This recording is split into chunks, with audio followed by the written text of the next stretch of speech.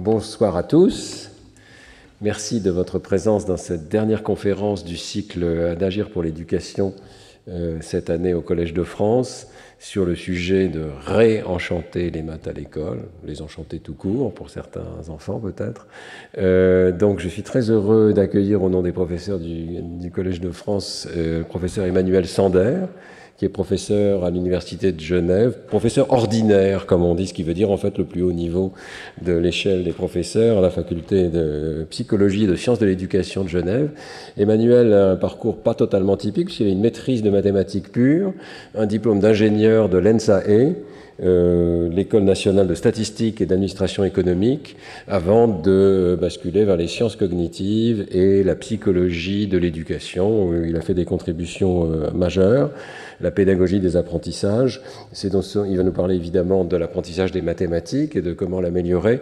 Je voudrais juste mentionner qu'il est l'auteur de plusieurs livres, et l'un d'entre eux, en fait, a été lancé en français ici, il me l'a rappelé, en 2023, avec Douglas Hofstadter, un livre sur le rôle de l'analogie comme moteur pour le progrès dans le domaine des sciences cognitives humaines. Voilà. Donc c'est un livre intéressant. Vous connaissez Douglas Hofstadter, je pense, pour ses livres très célèbres, notamment le livre Gödel, Escher, Bach. En français, c'est quoi? Une guirlande éternelle. Les brins d'une guirlande éternelle, voilà. Qui est toujours un livre tout à fait intéressant à lire, même des années après. Et donc ce livre sur l'analogie avec Emmanuel Sander. Et plus récemment, Emmanuel vient de publier un livre qui est à destination des enseignants, qui s'appelle Problematics, dont je pense qu'il va nous parler, en tout cas du contenu, qui insiste sur les manières qu'on peut avoir d'accompagner la résolution de problèmes et de faciliter l'enseignement de la résolution de problèmes chez les élèves. C'est là encore un livre très intéressant et très pratique pour la mise en œuvre dans les classes. Sans plus attendre, donc aidez-moi à accueillir Emmanuel Sander.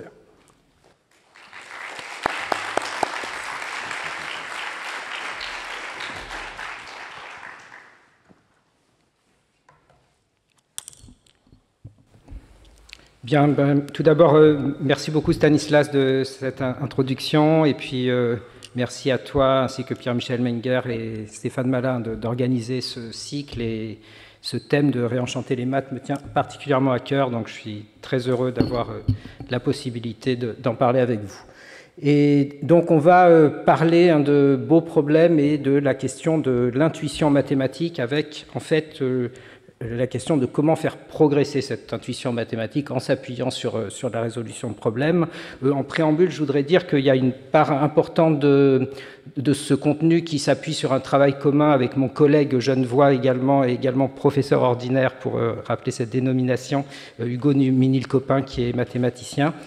Et en fait, on va donc ici vraiment la question, ça va être explorer les ressorts de l'intuition mathématique et de ses progrès, en faisant appel à la résolution de ce qu'on va appeler des beaux problèmes. J'y viendrai tout à l'heure, mais on va commencer par parler d'intuition. Et plus précisément, mon intervention va se découper en 3 vraies parties, et puis une dernière qui sera une conclusion. Donc la première va porter sur la question des intuitions mathématiques. On va essayer de préciser un petit peu ce qu'on entend par là. Précisément, et ça sera l'objet de la deuxième partie, on verra qu'on peut les assimiler à des analogies inconscientes qui parfois vont guider justement le raisonnement mathématique, mais qui parfois vont au contraire l'égarer et faire obstacle. Ensuite, on abordera la question de comment faire appel à la résolution de problèmes, à ce qu'on va appeler des beaux problèmes, pour affiner ces intuitions mathématiques. Et puis je conclurai assez rapidement, parce que c'est assez copieux en fait, et simplement pour un petit peu revenir sur ce sous-titre de la conférence, réconcilier intuition et sens mathématique. Donc commençons par parler des intuitions mathématiques. Et pour introduire le sujet, une des citations peut-être les plus connues sur le sujet, au point qu'elle en est presque banale, mais c'est intéressant de la rappeler, c'est Henri Poincaré qui dit « La logique reste stérile si elle n'est pas fécondée par l'intuition ». Et en fait, on peut parler avec tous les mathématiciens professionnels et on n'en trouvera pas un qui n'accorde pas un grand poids à son intuition. Donc cette idée de la place qu'a l'intuition dans la pensée mathématique, c'est certainement une idée cruciale. On peut aussi aborder la question de l'intuition tout simplement à travers le sens commun, parce que la notion d'intuition, c'est une notion qui est familière à un peu tout le monde, hein. Et cette idée d'intuition, elle fait partie donc de ces idées qui sont présentes dans l'imaginaire collectif. Tout le monde la perçoit comme familière. Par contre, lorsqu'il est question de la définir, souvent c'est plus difficile. Et si on veut essayer d'attraper cette notion d'intuition, une façon de procéder, c'est aussi de s'appuyer tout simplement sur les expressions idiomatiques, le langage qu'on utilise lorsqu'on souhaite parler d'intuition. Et en fait, on s'aperçoit qu'on est souvent dans le registre directement du sensoriel. Vous voyez dans ces exemples, on a les différentes modalités sensorielles qui sont mobilisées. On peut avoir le nez creux, avoir du flair, là on est dans l'olfaction. On peut avoir vu venir quelque chose, cette fois c'est la vision. On peut être dans le tactile lorsqu'on a mis le doigt dessus, ou dans l'audition lorsqu'on a la puce à l'oreille. Et puis si on quitte les modalités sensorielles, là on va être dans l'ordre du sentiment, de l'impression. Donc on peut parler de sixième sens, d'instinct, de pressentiment, de prémonition, d'inspiration. Et donc, de quoi on se rend compte? C'est que si on se fie à notre vocabulaire usuel pour parler d'intuition, on a tendance à être plutôt du côté du sensoriel et du sentiment que de l'intellect. En général, tout le monde s'accorde que l'intuition, elle est faillible, voire qu'elle peut être trompeuse. Mais ça n'empêche pas qu'elle est en général connotée positivement. On aime bien avoir confiance dans ses intuitions, c'est plutôt quelque chose de favorable en général. Et puis, on peut dire aussi qu'elle est auréolée d'un certain mystère. Ce qu'on peut aussi dire, c'est que, toujours dans le sens commun, elle est opposée à la logique. Et c'est particulièrement intéressant, presque paradoxal, lorsqu'on est en train de parler de mathématiques, étant donné que les règles qui régissent la véracité d'un énoncé en mathématiques sont, elles, régies par la logique. Maintenant, si on en vient plus précisément à la question de l'intuition mathématique, c'est un sujet, je dirais, à l'échelle de tout ce qui existe dans le monde académique, qui est pas le plus fouillé, loin de là.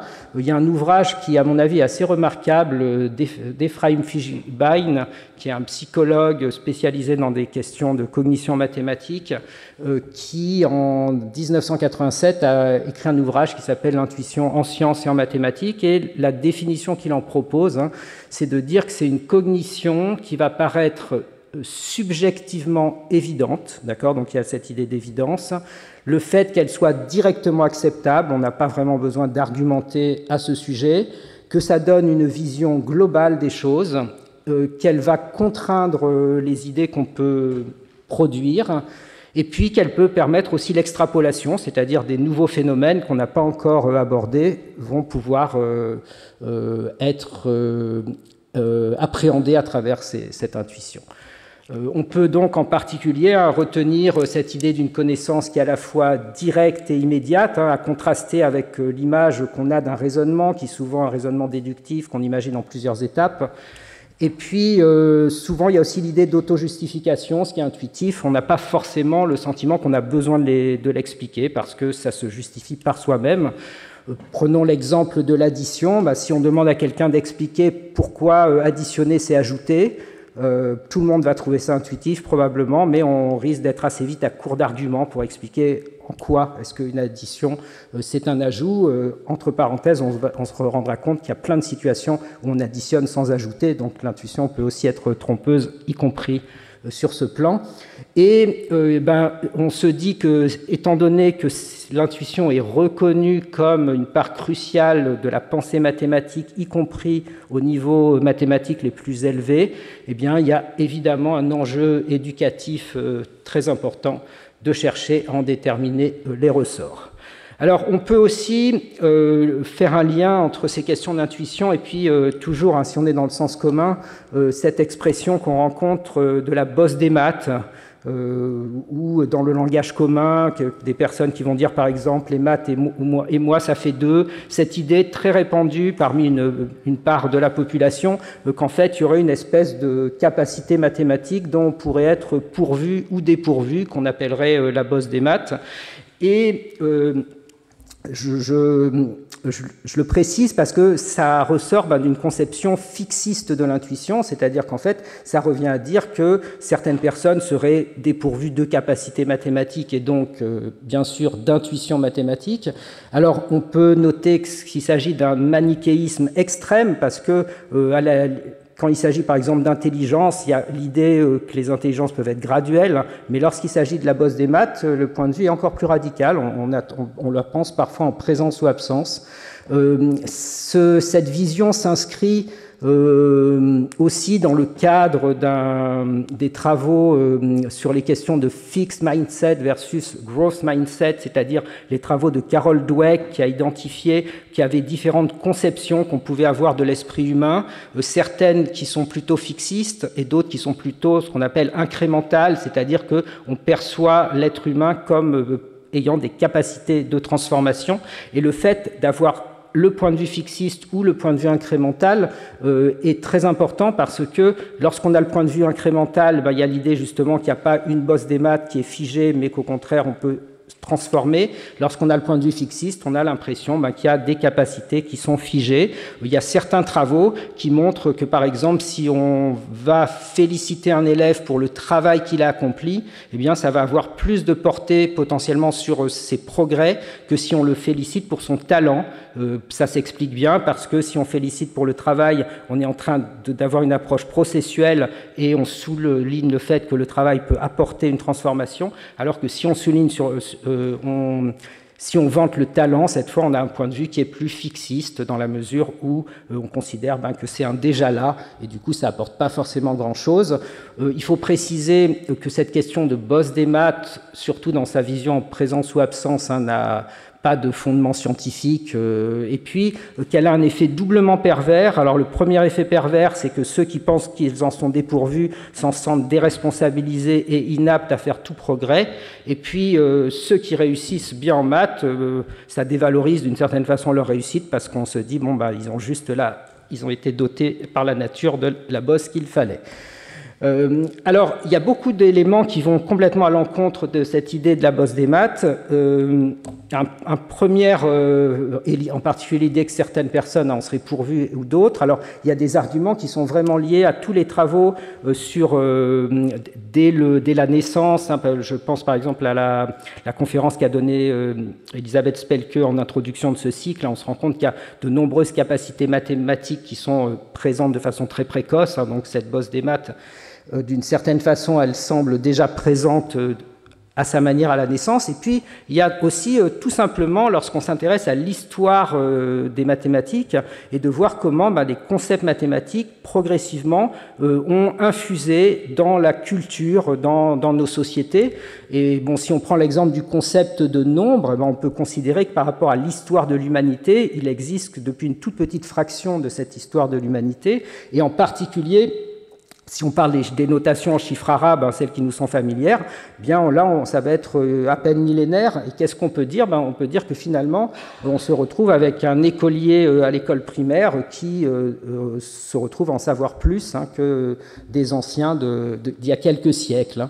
On peut dire la même chose du zéro, se rappeler que cette idée de dénoter l'absence, on la date à peu près du IVe siècle avant Jésus-Christ, le fait qu'il y ait un symbole et puis l'idée que ça soit un nombre, ça commence plutôt à apparaître en Inde au 5e siècle après Jésus-Christ, et puis l'introduction occidentale qu'on attribue à Leonardo Fibonacci, elle serait plutôt du XIIe siècle, donc on voit que là encore, ce qui paraît maintenant un bagage culturel de tout écolier a mis quand même du temps à se développer. On peut parler aussi du signe égal, dont la notation est quand même assez récente, elle n'a que 5 siècles. Et puis, on ne le sait pas toujours, d'où sort ce signe égal. C'est Robert Ricord, le mathématicien gallois, qui explique qu'il l'a dessiné comme cela, parce que c'est une paire de parallèles, parce qu'elles sont deux lignes jumelles et que rien n'est plus pareil que deux jumeaux. On peut aussi parler des nombres négatifs, et vous voyez que la question des nombres négatifs, ça a été un débat, un long débat dans l'histoire des mathématiques, et par exemple au XIXe siècle, à presque la moitié du XIXe siècle, vous voyez De Morgan qui argumente autour de cette question des nombres négatifs en disant 3 moins 8 c'est une impossibilité, cela exigerait d'enlever de 3 plus que ce qu'il y a dans 3, ce qui est absurde, alors que la notion de nombre négatif, elle est maintenant, elle fait partie du cursus obligatoire de la scolarité obligatoire. Et donc on se retrouve avec cette situation où il y a tout un ensemble de notions mathématiques qui font l'objet donc d'intuitions mathématiques. Celles-ci, comme je le disais, elles peuvent être exactes ou être trompeuses. On va l'approfondir dans quelques minutes. Mais des exemples d'intuition, ça peut être que l'idée qu'une moyenne est comprise entre le plus petit et le plus grand nombre d'une série. Je pense que la plupart des personnes vont trouver cela intuitif, ou encore que multiplier rend plus grand ou que diviser rend plus petit. Ça fait partie des intuitions répandues, ce qui signifie bien sûr pas qu'elles sont justes. Et puis, il y a un enjeu aussi qui est celui de désacraliser l'intuition, parce que, comme on l'a dit tout à l'heure, il y a cette idée qu'elle est auréolée de mystère, qu'elle est connotée positivement, mais qu'on a tendance, en fait, à pas vraiment creuser ce qu'elle est. Et puis, donc, on a vu qu'il y a cette conception un petit peu absurde qui relèverait du fixed mindset, de considérer qu'elle ne peut pas bouger. Et puis, il y a aussi la question si on veut vraiment s'attacher, avoir un point de vue développemental sur l'intuition, il s'agit d'ouvrir la boîte noire des intuitions, avec l'idée de se donner les moyens d'agir sur les intuitions pour démocratiser l'éducation, parce que, bien entendu, si jamais on comprend mieux les ressorts, on est en mesure d'agir sur ces ressorts plutôt que de supposer de le laisser à l'arbitraire des expériences individuelles. Et donc on en arrive à la deuxième partie, qui est la question de ces analogies inconscientes qui parfois vont guider, sous-entendu favorablement, les intuitions, et parfois vont au contraire nous égarer. Alors, ces analogies, les intuitions, alors une façon assez brute, on va dire, de les caractériser, je vais bien sûr développer, c'est de dire qu'on peut considérer que il y a 3 termes, des analogies inconscientes assimilées. Alors, la première idée, l'idée de l'analogie, c'est qu'en général, quand on s'intéresse à une intuition, quand on va creuser les sources d'une intuition, eh bien, on va se rendre compte qu'il y a une analogie avec une connaissance familière, une connaissance qui est issue de l'expérience quotidienne. Ça vous paraît peut-être pas évident pour la raison du second terme, qui est qu'elles sont inconscientes. Donc, il y a quand même un certain travail pour identifier ces sources d'intuition. Elles échappent en général à l'analyse explicite, même si vous verrez bien sûr qu'il y a des moyens de les identifier. Sinon, on serait bien entendu, on quitterait le champ de la recherche scientifique. Et puis, une autre de leurs caractéristiques de ces intuitions, en particulier les intuitions premières dont on va parler maintenant, c'est qu'elles sont assimilées, c'est-à-dire qu'en fait, souvent, elles sont ancrées dans des connaissances qui sont culturellement véhiculées, qui sont enracinées du fait de très très nombreuses expériences que l'on a eues autour de ces idées, et donc on a de ce fait tendance à peu les remettre en cause parce qu'on a une grande confiance dans ces intuitions. Alors, on va prendre un premier exemple, et puis parfois, c'est plus clair d'éclairer quelque chose par autre chose, et donc, du coup, je le prends hors des mathématiques, cet exemple. C'est un exemple qui est tiré d'une étude sur la question de la représentation que les enfants ont de la forme de la Terre. Et en fait, dès 5 ans, à peu près 95% des enfants disent que la Terre est ronde. Simplement, ça serait abusif de penser que parce qu'ils disent que la Terre est ronde, ils ont le modèle sphérique en tête. En fait, la plupart des enfants de 5 ans ou 6 ans n'ont pas du tout le modèle sphérique en tête. Ils ont en fait le modèle qui correspond au dessin que vous voyez sur cette diapo, qui est plutôt le modèle d'une Terre qui est ronde, mais qui est plate. D'accord? Et c'est une façon de concilier la connaissance qui est culturellement véhiculée, parce que dès le plus jeune âge, les parents, en général, expliquent à leur enfant que la Terre est ronde, et en même temps, l'expérience qu'on n'est pas debout sur une boule, parce qu'on n'imagine bien sûr pas qu'elle est d'une taille tellement grande. Et vous voyez, ici, on a un exemple de dialogue entre une chercheuse et une élève, en l'occurrence de 5 ans et demi, qui lui dit, voilà, tu marches tout droit sur Terre sans t'arrêter. L'élève dit, je vais arriver dans d'autres villes, et si tu continues encore et encore à marcher, là, j'arriverai sur le bord de la Terre. Ah oui, et si tu marches encore, là, je vais tomber du bord. Et où est-ce que tu vas tomber? Je vais tomber sur d'autres planètes. Et là, vous voyez un peu la représentation qu'a cet enfant. Et on voit que cette conception intuitive de la Terre, elle va dériver d'une analogie. Ici, on peut dire par exemple l'analogie avec une table ronde, ou plus généralement l'idée que tout ce qui est plat a un bord, dans l'expérience bien sûr enfantine. Et donc, elle est issue de cette connaissance de la vie quotidienne qui lui permet, vous vous souvenez qu'on disait tout à l'heure qu'on pouvait extrapoler à des situations non rencontrées. Bien sûr, cet enfant n'a jamais été amené à aller jusqu'au bord de la Terre, mais son intuition lui dit que ce serait qu'il y a un bord et qu'on peut en tomber. Alors, les intuitions ont un domaine de validité. Là, on va revenir sur les intuitions mathématiques. Et l'intuition, on peut dire qu'elle a un domaine, en général, un domaine de validité partiel. Elle va être aidante à l'intérieur de ce domaine de validité et potentiellement trompeuse à l'extérieur de ce domaine de validité. Alors déjà, ça donne une certaine opérationnalisation possible en matière d'éducation, parce qu'on peut toujours chercher quel est le domaine de validité d'une intuition et au contraire, quelles sont les zones qui sont hors du domaine de validité, qui sont potentiellement à travailler pour un enseignant. Prenons un exemple, et je vais, pour ceux qui le veulent bien, vous mettre à contribution. Si je vous propose d'inventer un problème de soustraction dont la solution est 8 moins 3 égale 5, ça va, je vous ai laissé le temps nécessaire pour le faire. Alors, si vous êtes comme à peu près 90% ou plus à la fois des élèves d'école primaire, des collégiens, des lycéens et des étudiants à l'université, le problème qui vous est venu à l'esprit, c'est un problème où on est parti d'une certaine quantité de 8.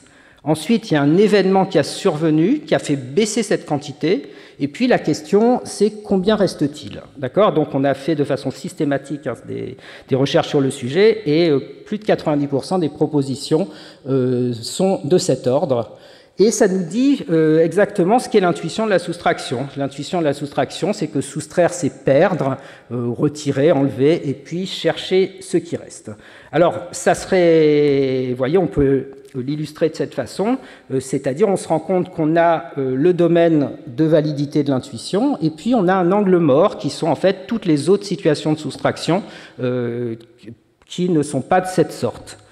Alors, est-ce que vous pensez qu'il y en a beaucoup, des situations qui ne sont pas de cette sorte? Alors, probablement, à moins que vous soyez vraiment spécialiste de ces questions, ça vous vient moins facilement à l'esprit. Et par exemple, si on se dit, est-ce que vous pouvez inventer un problème de soustraction dont la solution est 8 moins 3 égale 5, dans lequel on ne perd rien, on ne fait que gagner, eh bien, normalement, ça va tout de suite être un petit peu difficile ou un petit peu différent déjà comme processus pour trouver.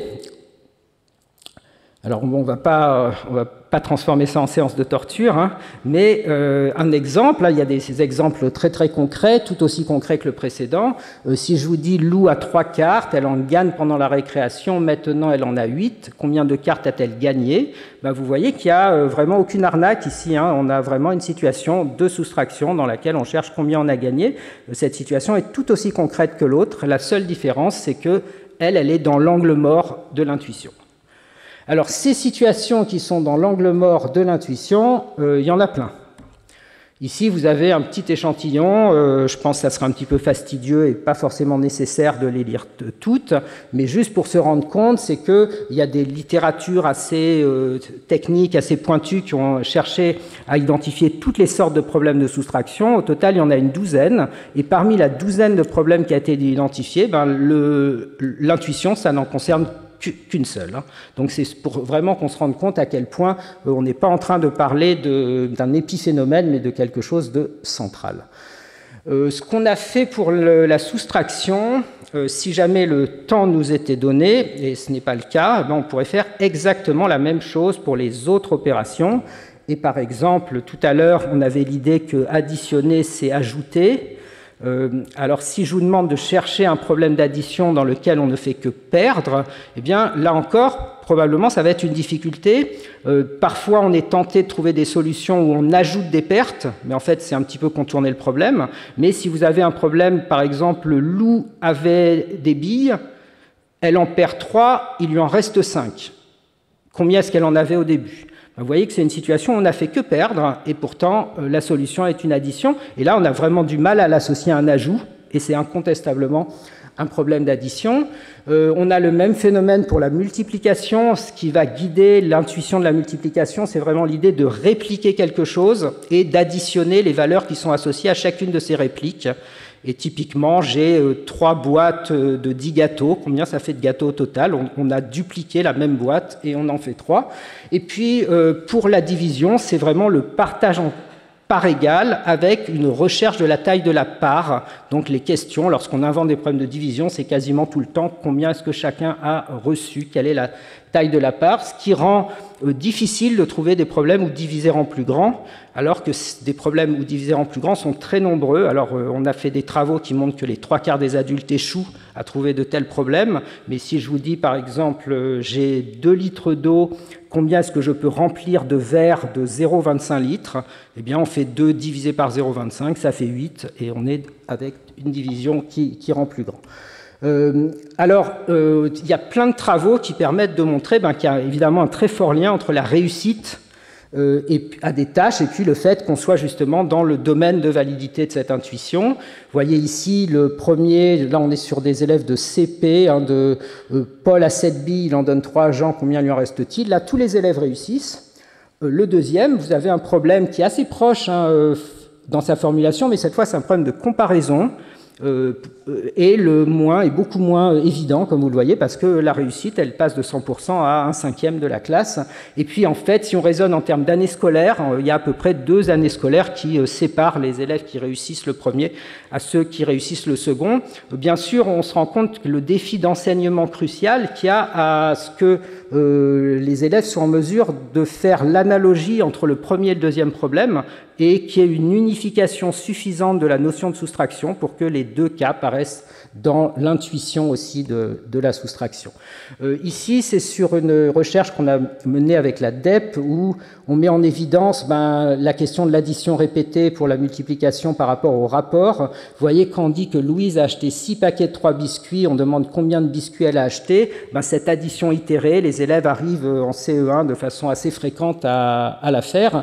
Par contre, si vous êtes du combien de fois plus, alors l'idée d'associer fois plus à une addition est beaucoup plus difficile et on a des résultats très probants, y compris au collège.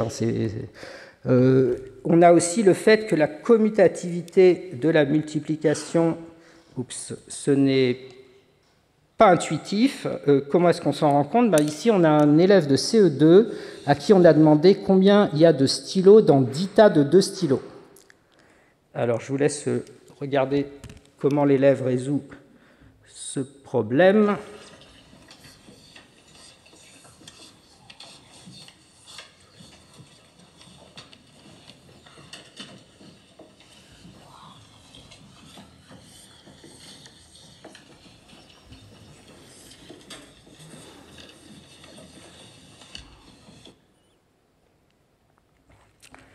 Et le même élève, si on lui dit combien il y a de stylos dans 2 paquets de 10 stylos, évidemment, il trouve instantanément. D'accord ? Donc là, vous voyez qu'il fait 10 fois l'addition de 2 parce que la commutativité n'est pas dans le champ de l'intuition. Une autre situation qui a été un petit peu médiatisée lorsqu'on a fait l'étude il y a peut-être 2 ans, toujours avec la DEP, on demande à des élèves combien est-ce qu'il y a de quarts d'heure dans 3 quarts d'heure. Et vous voyez qu'en 6e, on n'a que la moitié des élèves qui trouvent, pourtant sur un QCM avec 4 réponses possibles. Et puis en 4e, on passe difficilement, on va dire, à 60% de bonnes réponses. Et là, on est en train de vraiment mettre le doigt sur le fait que c'est pas intuitif, que additionner 3 fois 1/4, ça fait 3/4 d'une quantité. On pourrait développer un petit peu les raisons pour lesquelles ce n'est pas intuitif, mais en tout cas, ça montre que ça ne l'est pas. Et puis, alors il y a aussi un phénomène qui commence à être bien documenté, c'est la persistance chez l'adulte. Et ici, c'est une étude qu'on a menée auprès de référents mathématiques de circonscription, parce qu'évidemment, ce phénomène, il est potentiellement vie entière et indépendant presque du métier, y compris lorsqu'on est enseignant, voire mathématicien, parce que ces intuitions premières, elles n'ont pas de raison de disparaître. Et ici, la question qui avait été posée, c'est pour chacune des 4 opérations arithmétiques, on demandait aux personnes, par exemple pour la première, c'était additionner ces 3 petits points et donner un verbe. D'accord ? Et je pense que vous pouvez voir le halo qui se dessine, et il est centré sur ajouter, donc c'est-à-dire que c'est la réponse la plus fréquente. Et puis vous avez tout un ensemble de termes qui sont du même champ sémantique. Vous voyez, totaliser, rassembler, augmenter, réunir, assembler, compléter, rajouter, réunion, cumuler, mettre ensemble, etc. Et puis pour le deuxième, je pense que tout le monde peut deviner quelle était l'opération arithmétique concernée. C'était la soustraction, évidemment, et vous voyez qu'on est autour de enlever, mais si on regarde ce qui se passe à côté, on voit retrancher, ôter, retirer, réduire, perdre, diminuer, reculer, etc., enlever. Et puis le suivant, on reconnaîtra, je pense, la multiplication. On a augmenté, qui est central, donc quand je vous disais que multiplier rend plus grand dans l'intuition de la multiplication, on le voit bien. Et puis on retrouve réitérer, dupliquer, répéter, reproduire, itérer, accroître. Et le dernier, évidemment, c'est la division avec le partage, qui est au cœur de l'intuition de la division. Fractionner, diminuer, répartir équitablement, réduire, séparer, etc. Également, on a des travaux qu'on a menés dans lesquels on cherche si spontanément les adultes vont pouvoir penser à des situations hors du domaine de validité de l'intuition. Et en fait, qu'est-ce qu'on a fait ? On a fait exactement la même tâche que ce que je vous ai proposé pour la soustraction. On propose inventer un problème de soustraction, la même chose pour l'addition, la multiplication et la division. Et ce qu'on voit à gauche de la diapo, c'est qu'en moyenne, 89% des adultes, qui a été des enseignants en formation en activité à l'école primaire, vont spontanément aller vers ces problèmes qui sont dans le domaine de validité de l'intuition. Et c'est très minoritaire, on est à 11% des domaines qui sont hors de ce domaine de validité. Et puis, lorsqu'on demande explicitement, comme on l'a fait, inventer un problème de soustraction dans lequel on ne fait que gagner, on se rend compte que ça reste une tâche très difficile, donc y compris pour ces adultes enseignants ou futurs enseignants, où on en a un quart qui parvient vraiment à répondre à la tâche telle qu'on l'attendait. Donc on voit l'enjeu important qu'il y a à identifier ces domaines de validité et les rendre tout à fait explicites et conscients dans le cadre d'une séquence d'apprentissage d'enseignement, parce que c'est pas du tout évident spontanément de construire ce type de problème. On peut dire aussi que les plus grands mathématiciens sont concernés par le phénomène, parce que on pourrait penser que ça concerne les débutants ou les personnes qui sont un petit peu, on va dire, qui n'ont pas une grande expertise en mathématiques, mais en fait, il y a des évidences nombreuses, historiques, qui montrent que ce phénomène, lorsqu'on est à la pointe des idées mathématiques d'une époque, les grands mathématiciens vont aussi devoir se battre, entre guillemets, avec leurs intuitions. Parmi les phrases célèbres, on a Cantor qui a réussi à démontrer qu'en fait, l'infini d'un segment était de même taille que l'infini d'une surface. Et sa démonstration était incontestable, mais elle était tellement contre-intuitive même pour lui qu'il a eu cette fameuse phrase « je le vois, mais je ne le crois pas ». Et puis Kronecker, qui était un grand ennemi de Cantor, qui a retardé de plusieurs années la publication de sa preuve, l'a qualifiée de vide de sens, qu'elle était condamnée sans appel. Il y a vraiment l'idée qu'on va rejeter des idées qui sont trop distantes de l'intuition, y compris lorsqu'on est un mathématicien de très haut niveau. Alors il y a un cas bien connu sur cette question que je vais évoquer, c'est ce qu'on a appelé pendant longtemps les fonctions qualifiées de pathologiques. Alors déjà, le qualificatif même en dit beaucoup. Et qu'est-ce que sont ces fonctions pathologiques? En fait, ça repose sur... on part de l'intuition de la continuité, et pour ceux que ça sera, je dirais, l'épisode vraiment plus mathématique de ma conférence, après on reviendra des choses un peu moins pointues, mais l'intuition de la continuité, en général, c'est tout simplement qu'on peut tracer sans lever le stylo. D'accord? Donc c'est ça l'analogie avec la connaissance de la vie quotidienne, c'est le traçage dans lequel on n'a pas besoin de lever le stylo. Et puis l'idée de dérivabilité, c'est le fait qu'on puisse tracer des pentes, qui est une tangente, qu'il y ait des portions assez lisses de la courbe pour tracer des tangentes à une courbe. Alors pendant longtemps, l'intuition, ça a été que si jamais on zoome suffisamment sur une fonction, eh bien, on va pouvoir trouver des dérivées. Et il se trouve que Ampère, lui-même, en 1806, pensait avoir démontré que c'était vrai. Et ensuite, Bolzano, qui ne l'a pas publié, mais qui a trouvé ce type de fonction en 1820, et puis Weierstrass, qui l'a publié en 1872, a identifié des fonctions en fait qui ne sont pas traçables, c'est-à-dire qu'en fait on peut pas zoomer, enfin cette expérience de pensée du zoom ne fonctionne pas, et donc qui sont hors du champ de l'intuition d'une fine ligne d'encre tracée sans lever le stylo. Eh bien, figurez-vous que ça a déclenché un grand émoi chez les mathématiciens de l'époque. Il y a plusieurs citations presque aussi violentes que celle-ci, mais par exemple, vous avez Charles Hermite, qui est par ailleurs un très grand mathématicien, qui dit « Je me détourne avec effroi et horreur de cette plaie lamentable des fonctions continues qui n'ont point de dérivée. » Vous voyez le choc de la contre-intuition.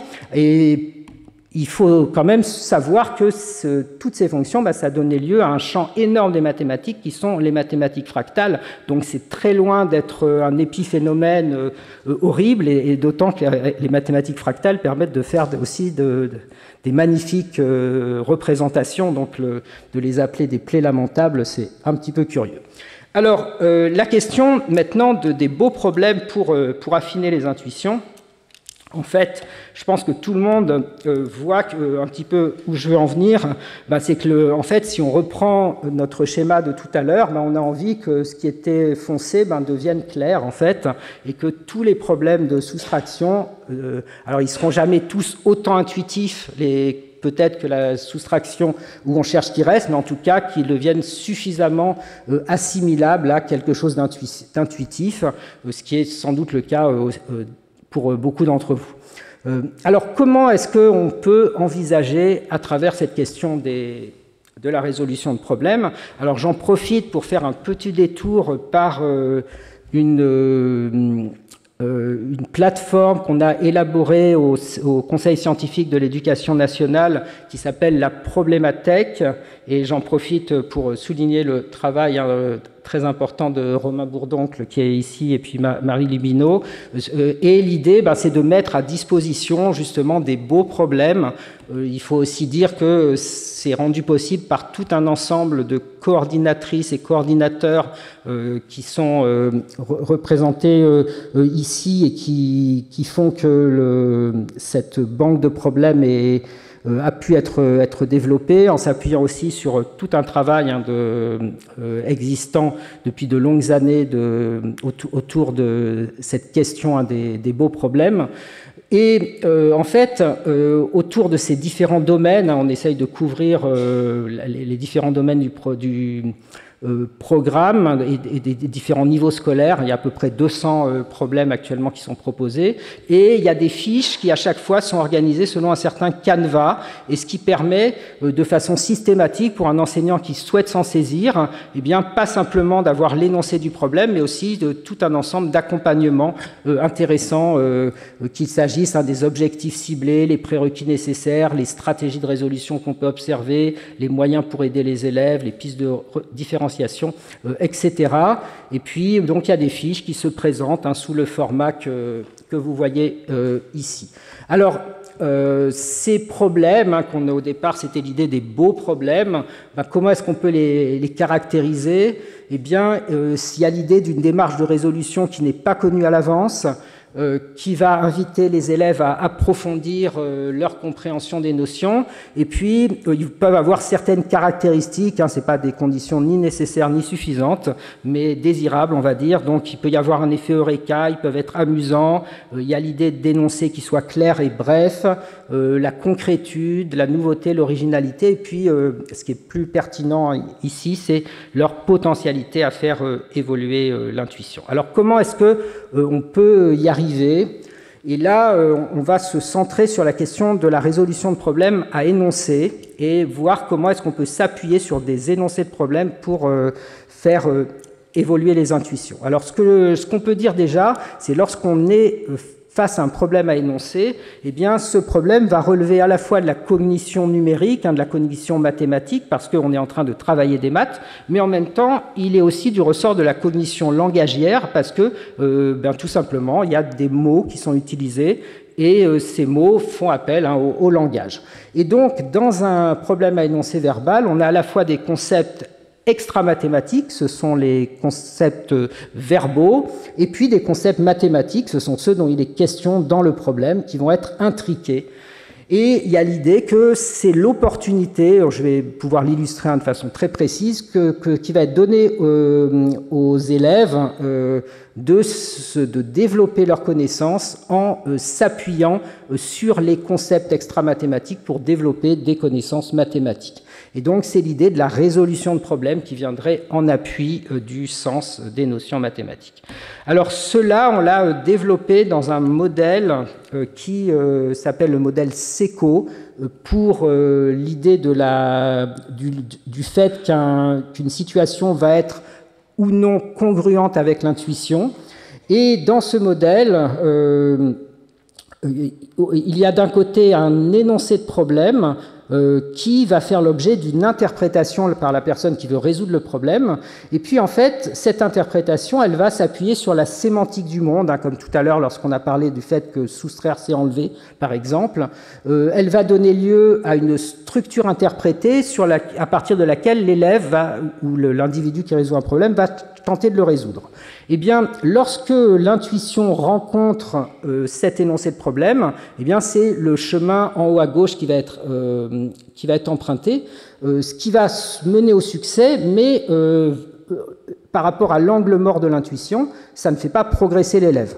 En revanche, il y a un autre chemin qui est celui qui est en bas à droite, qui est le chemin de l'apprentissage, où cette fois la question va être de comment dépasser une première interprétation qui n'est pas adaptée pour résoudre le problème et la faire évoluer pour cette fois qu'elle puisse amener à une résolution. On prend des exemples très très concrets parce que bien évidemment ça a besoin d'être concrétisé. On prend les deux premiers énoncés qui ont été posés à des élèves de CP, c'est des résultats très classiques. Le premier, on va dire, il y a 5 oiseaux et 3 vers, combien y a-t-il d'oiseaux de plus que de vers? Et le second, il y a 5 oiseaux et 3 vers, combien d'oiseaux n'auront pas de vers? Et puis ensuite, pour des adolescents, une recherche qui a été menée au Brésil, combien coûtent 3 objets à 50 cruzeiros selin? C'est des adolescents brésiliens non scolarisés, mais qui font du commerce de rue, ou alors combien coûtent 50 objets à 3 cruzeiros selin? Alors, ça ne vous échappe pas, bien sûr, que tous ces problèmes, à chaque fois, les deux versions se résolvent par la même opération mathématique. En fait, il y a des écarts de difficulté qui sont massifs entre ces énoncés. Et ces écarts de difficulté, vous voyez que dans le premier cas, on a à peu près un quart des élèves qui trouvent, alors que pour le deuxième, on a la quasi-totalité. Et puis, c'est d'un certain point de vue encore plus massif dans l'autre situation, avec les adolescents, parce que là, il n'y a carrément personne qui trouve. Alors, si on regarde un petit peu qu'est-ce qui se passe du point de vue du modèle SECO, qu'est-ce que ça nous dit? Ça nous dit par exemple que dans le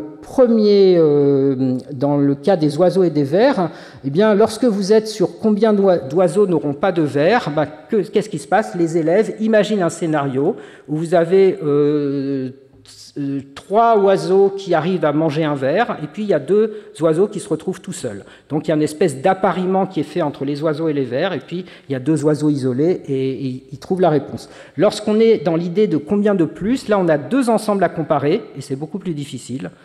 parce qu'on a une déconnexion entre les deux. Il n'y a pas cet appariement qui se fait. Dans le deuxième cas, en fait, les adolescents font à chaque fois la même chose, mais la même chose, c'est pas aussi facile à chaque fois. C'est-à-dire que dans le premier cas, ils trouvent la solution en faisant 50 plus 50 plus 50. Et dans le deuxième cas, je pense que vous avez saisi ce qui se passe. D'accord? Ils se lancent dans 3 plus 3 plus 3 plus 3, et bien sûr, aucun d'entre nous n'arriverait au bout de cette opération si on n'avait pas d'autres moyens de le faire. Et donc, il y a vraiment cette idée de surmonter les intuitions trompeuses en résolution de problèmes, avec une diversité de situations qui peuvent être élaborées en mettant l'élève face à des contextes d'apprentissage qui soient vecteurs de progrès. Et donc, il est attendu que les élèves développent une plus grande autonomie conceptuelle et d'être moins influencés par des indicateurs superficiels. Alors, pour cela, une manière de travailler ces questions, de dépasser la compréhension intuitive première, eh bien, c'est de s'appuyer sur ce qu'on appelle le recodage sémantique. Alors, je sais que le terme peut paraître un petit peu technique, mais là encore, ça va être très concret. Et l'idée, c'est de pouvoir attribuer à une situation des propriétés qui, d'habitude, sont attribuées à une autre. Quand je parlais tout à l'heure des notions quotidiennes et des notions mathématiques qui sont intriquées dans un problème énoncé verbal, on va pouvoir l'illustrer très concrètement. Et c'est une façon de favoriser une conception plus abstraite de la notion mathématique et d'en développer l'intuition. Alors, prenons le cas suivant. Si je vous dis j'ai 12 oranges et 4 paniers, combien est-ce que cela fait d'oranges par panier ? Eh bien ça, on est dans le champ de l'intuition. Pourquoi? Parce qu'il y a une relation fonctionnelle qui existe, bien sûr, entre les oranges et les paniers. Et donc, à peu près tout le monde, dès un âge assez jeune, eh bien, vont associer cet énoncé à une division. Par contre, si je dis j'ai 12 oranges et 4 pommes, combien est-ce que cela fait d'oranges par pomme? Eh bien, je pense que tout le monde se rend compte que ça saute moins aux yeux. Et en fait, on attend d'élèves dès la fin de l'école primaire qu'ils soient tout à fait capables de répondre à ce type d'énoncé, parce qu'on est en train de potentiellement travailler la notion de rapport, et si jamais les élèves ne sont pas en mesure de le faire en fin de primaire, il y a tout un ensemble de difficultés qui seront très très difficiles à surmonter, par exemple dans les raisonnements de proportionnalité. D'accord? Donc ce pas, il est absolument crucial de savoir qu'en fait, on peut attribuer à la situation orange-pomme des propriétés qui sont habituellement attribuées à la situation orange-panier. Donc c'est ça vraiment cette idée du recodage sémantique, de percevoir une relation, ici une relation multiplicative, sans être dépendant de relations sémantiques. Ici c'est la relation fonctionnelle contenant contenu. Un autre exemple, si on prend l'énoncé suivant, pour un concours, le fleuriste prépare pour chaque candidat 5 roses et 7 tulipes. De combien de fleurs a-t-il besoin en tout? Eh bien, si on donne ce problème à des élèves, on va se rendre compte que le plus souvent, ce qui va être utilisé, c'est une stratégie de développement, parce que le premier raisonnement qui vient à l'esprit, eh bien, c'est de dire il y a 14 groupes de 5 roses et puis 14 groupes de 7 tulipes. Mais si on ajoute l'idée qu'il y a un bouquet qui est constitué, eh bien, ça va pouvoir favoriser la possibilité de regrouper les roses et les tulipes et d'envisager ce qu'on appelle cette fois une factorisation. Et on voit comment, en classe, en systématisant cette approche, on peut, de façon, on va dire, vraiment volontaire, rendre visibles des propriétés mathématiques qui, sinon, ne le sont pas. Ici, c'est sur la question de la commutativité de la multiplication qu'on a évoquée. Si on dit « Marie a acheté 20 cartons de yaourt, il y a 3 yaourts par carton, combien a-t-elle de yaourts en tout ?» Eh bien, on est sur l'idée d'additionner 20 fois la valeur 3. Par contre, si jamais on met des parfums au yaourt, vous voyez que tout d'un coup, vous pouvez imaginer une addition en colonne. Et cette addition en colonne, c'est une façon de se figurer que la même quantité, c'est aussi additionner la valeur 20 fois la valeur 3. De cette manière, on peut aussi travailler en classe. C'est toujours l'idée d'avoir d'un côté un problème qui est dans le champ de l'intuition, d'un autre côté un problème qui est hors du champ de l'intuition, et puis de chercher à les comparer entre eux pour faire apparaître aux élèves qu'il y a une même unité, même notion mathématique sous-jacente qui les unit. Par exemple, là, on a Tom avait 30 cartes, il a perdu 10 cartes pendant la récréation, combien de cartes lui reste-t-il? Là, vous vous souvenez, on est dans le domaine de validité de la soustraction. Le deuxième, c'est la situation, il est en train de gagner. Et puis, ici, le suivant, on a quelque chose d'analogue avec une question de rapport multiplicatif. On peut aussi travailler en comparant des énoncés, en disant par exemple, tu peux souligner, surligner ce qui dans tel problème correspond à tel autre problème, de façon à faire apparaître ces analogies sur le plan de la structure mathématique du problème. Alors, le recodage sémantique est généralement soutenu par l'idée de pouvoir avoir des visualisations des propriétés qui sont mathématiquement pertinentes et qui permettent de représenter sous un même format des problèmes qui sont dans le champ de l'intuition et des problèmes qui sont hors du champ de l'intuition. Donc ici, pour des énoncés qui sont plutôt du champ additif, c'est-à-dire des additions ou des soustractions, on peut faire appel à différents outils. L'un qui met l'accent plutôt sur les dimensions, on va dire, ordinales de succession de nombres, et l'autre qui fait plutôt appel aux dimensions cardinales avec les relations de type partie-tout.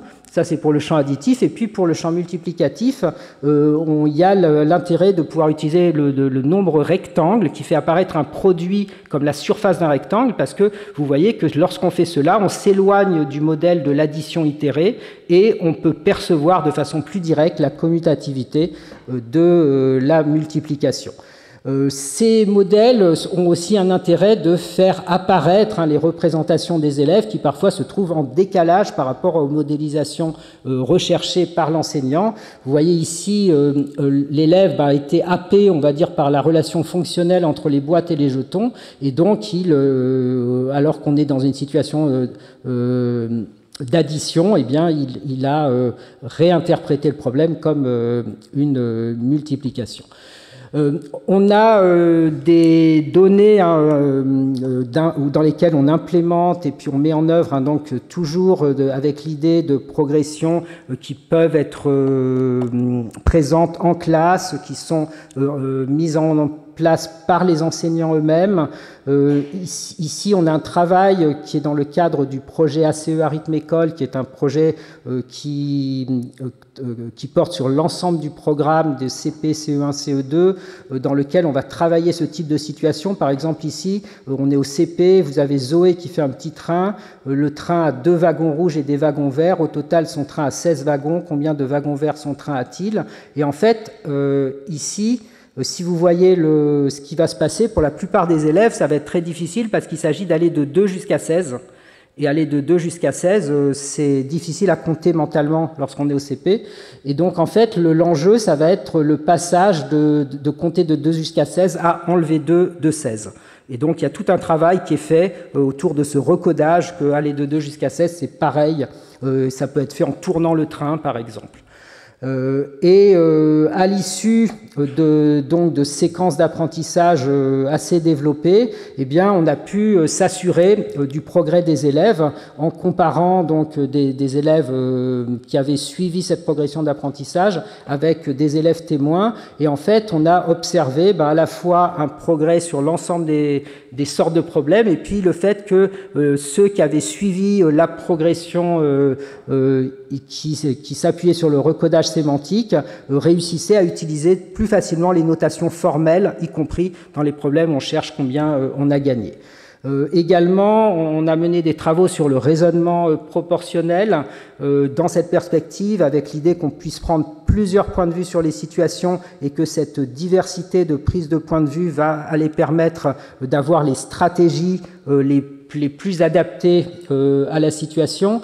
Et donc, quelle est l'idée? L'idée, c'est on cherche à développer la question donc, des structures multiplicatives qui dépendent d'un certain nombre de notions. Donc, à chaque fois, on peut se poser la question des intuitions qui sont rattachées à ces différentes notions. Donc, il y a la question de distinguer structure additive et multiplicative. Par exemple, 2 plus et fois plus, hein, c'est un vrai enjeu en fin d'école primaire. La question des problèmes multiplicatifs, des questions de distributivité, factorisation et développement, les problèmes fractionnaires, les problèmes de proportionnalité, avec à chaque fois une démarche où on s'intéresse à la conception intuitive, on cherche quel est l'objectif, c'est-à-dire la notion scolaire, on va chercher à favoriser le fait d'adopter plusieurs points de vue sur une situation et de faire expliciter les points de vue avec et par les élèves, et puis de diversifier les contextes d'apprentissage.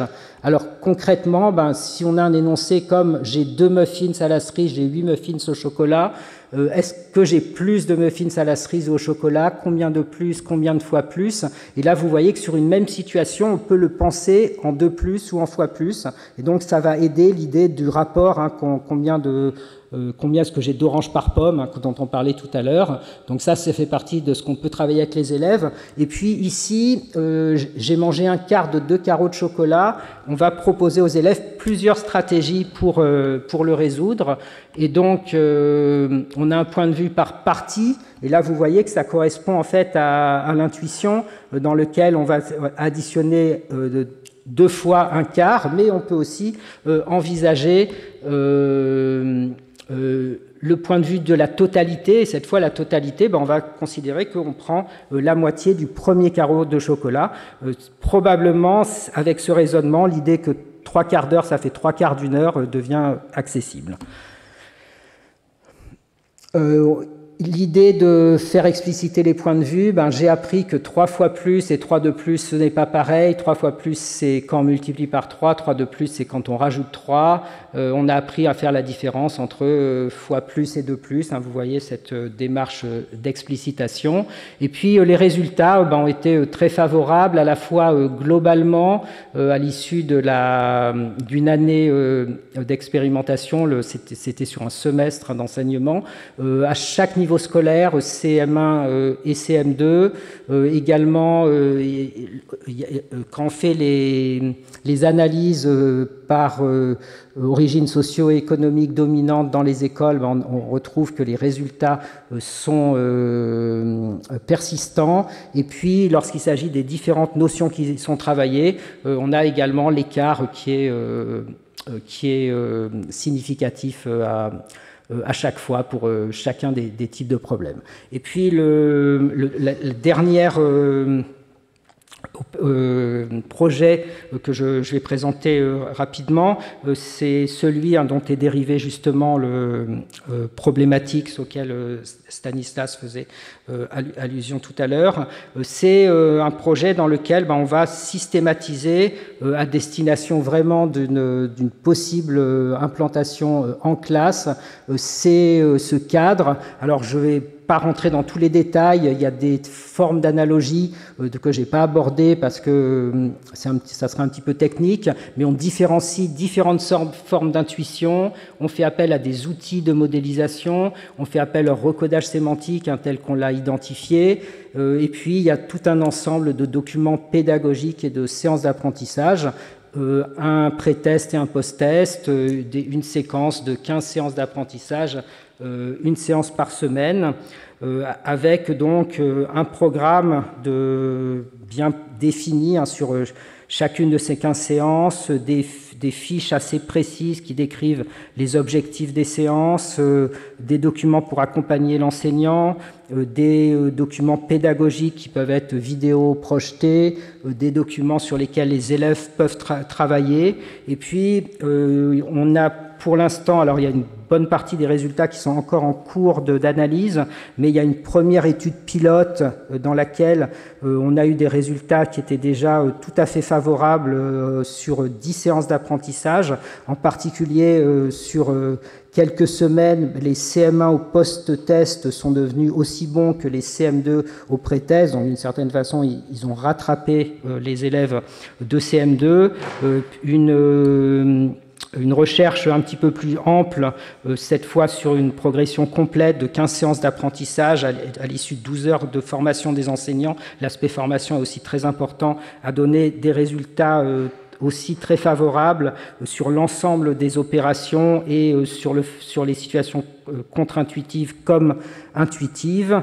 Et donc je m'en arrêterai là parce que enfin, on arrive à la fin de cette conférence. Je ne rentrerai pas plus dans le détail, mais on pourra discuter si vous avez des questions. Et donc, pour conclure, cette idée de réconcilier intuition et sens mathématique, donc les idées que j'ai essayé de rendre les plus claires possibles c'est la première, c'est le fait de faire évoluer les intuitions. Donc, on est dans une idée d'intuition potentiellement en transformation, qu'on peut le faire en travaillant avec de façon très très concrète la perception des analogies cachées entre situations intuitives et non intuitives. C'est vraiment l'enjeu de la modélisation et du recodage sémantique.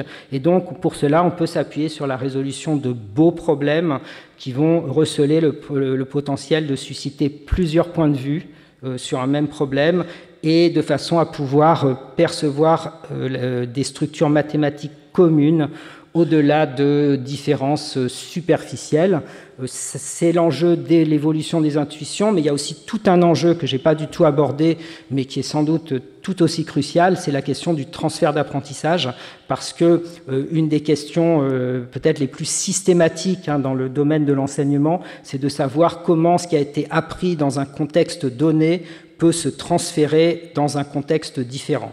Et avec le même prisme que celui de intuitif versus contre-intuitif, eh bien on peut se poser la question de comment faire émerger des compréhensions suffisamment générales pour qu'elles puissent s'appliquer à des contextes nouveaux. Donc cet enjeu est tout aussi présent, même si je l'ai pas abordé.